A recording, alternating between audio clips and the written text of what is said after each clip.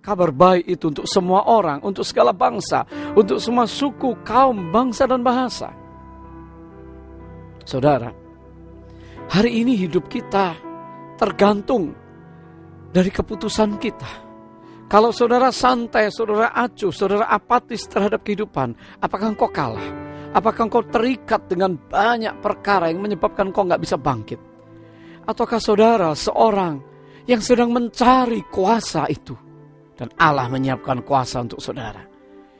Kamu akan menerima kuasa apabila Roh Kudus turun ke atas kamu.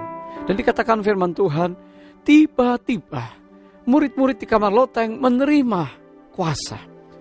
Firman Allah menuliskan bahwa kuasa dibagi atas dua hal. Yang pertama, otoritas. Saudara, setiap orang punya otoritas. Seorang ayah dalam keluarga punya otoritas untuk keluarga, untuk anaknya.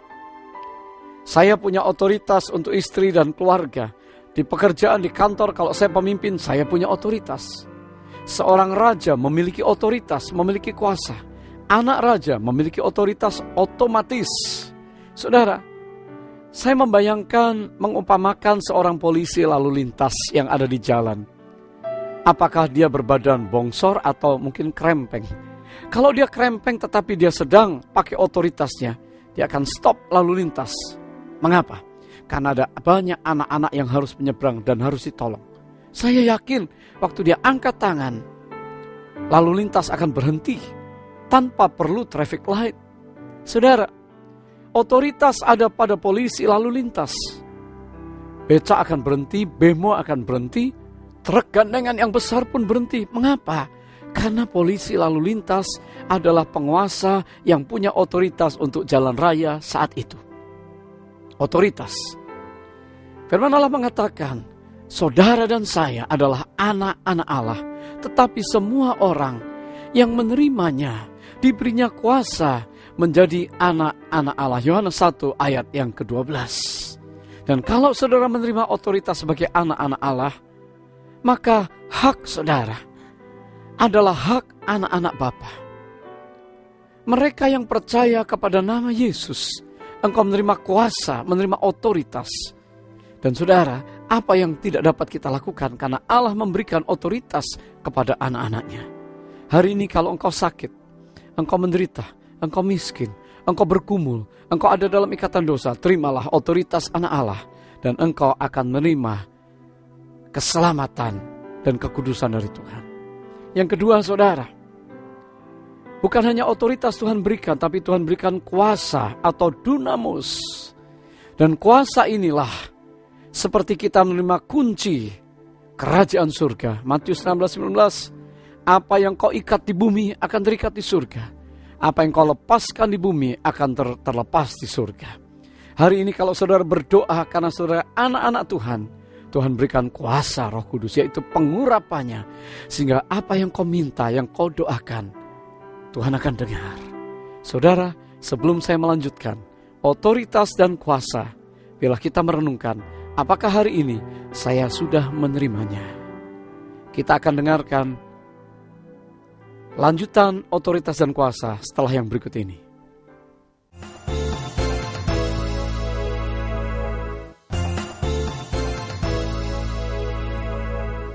Saudara yang saya kasihi di rumah dan dimanapun berada, kita datang kepada pilihan. Kalau sesuatu yang tiba-tiba dari Tuhan datang atas hidup kita, apakah kita sedang berjaga-jaga atau kita sedang tidur? Firman Allah katakan jangan sampai kita tidur.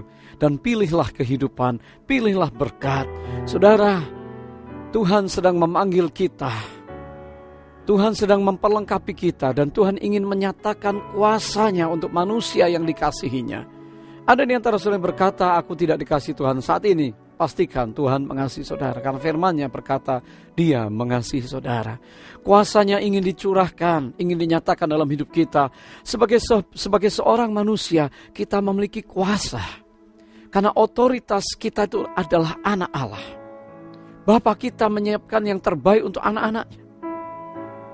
Dan Tuhan memberikan kepada kita kuasa atau urapan Roh Kudus.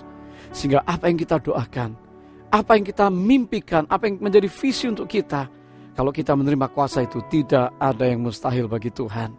Saudara yang diberkati Tuhan, Saulus yang jauh dari Tuhan, Tuhan ubah hidupnya, mengalami transformasi, dan Saulus hidupnya berguna, namanya menjadi Paulus.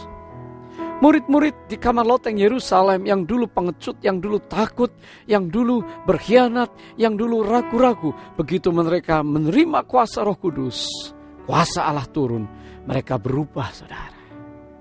Mereka menjadi partner Allah. Mereka melayani sesamanya.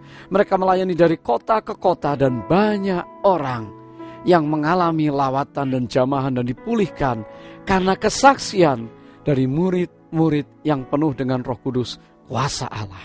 Saudara perlu kuasa itu.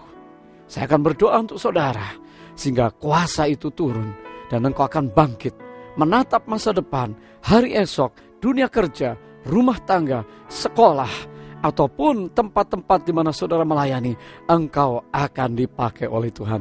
Nikmatilah kuasanya, dan saya akan mengantar saudara berdoa. Hari ini ada tayangan nomor-nomor telepon, SMS, dan hotline. Teleponlah para konselor, mereka siap menjadi partner doa saudara. Saya percaya kalau kita menantikan Tuhan, tiba-tiba Tuhan pun menjamah dan datang untuk saudara. Saya ajak kita berdoa bersama-sama. Bapa yang baik, Roh Kudus yang agung, Engkau dapat datang tiba-tiba, memenuhi hidup setiap pribadi, mengubahkan rumah tangga, menjamah kumpulan anak-anak-Mu yang sedang memirsa tayangan ini. Inilah waktu kelegaan, inilah waktu lawatan Tuhan, inilah waktu Roh Kudus turun. Saat ini Roh Kudus, bekerjalah, memberikan kuasa dan pengurapan dari tempat yang maha tinggi, sehingga anak-anak-Mu tidak akan sama lagi. Tidak ada yang mustahil bagi Allah untuk mereka yang menanti-nantikan Tuhan.